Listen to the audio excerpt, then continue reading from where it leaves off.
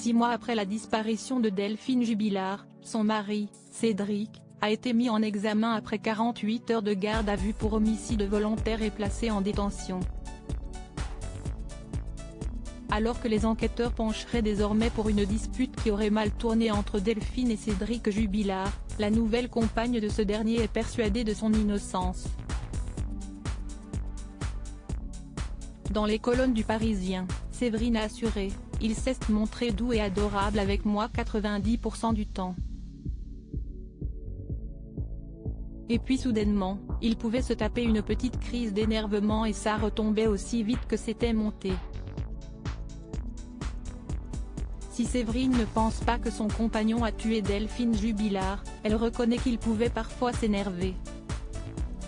« Je n'ai jamais connu de violence physique de sa part.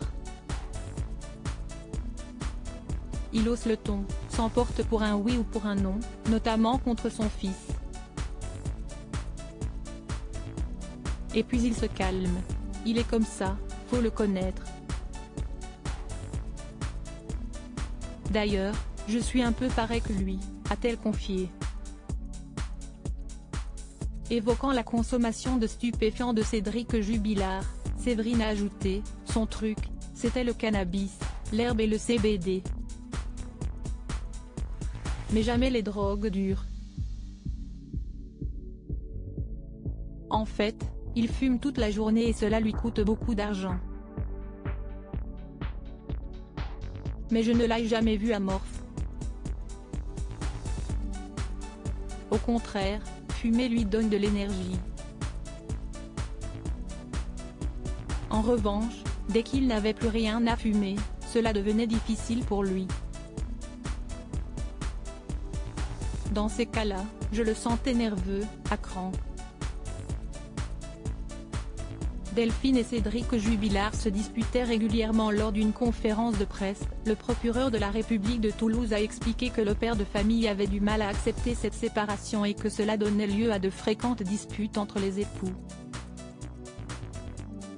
Ce contexte de séparation était très conflictuel et donnait lieu à des fréquentes disputes. Il tentait même de reconquérir son épouse, mais d'une manière particulièrement intrusive et agressive puisqu'il pouvait se montrer brutal, grossier, agressif y compris envers ses enfants, a-t-il déclaré. Si ce dernier a évoqué la violence de Cédric Jubilard, Siesti dans les colonnes de Paris Match qu'un proche avait déjà confié, Siesti un type qui s'énerve vite. Un client du bar tabac du village où le couple réside avait quant à lui révélé.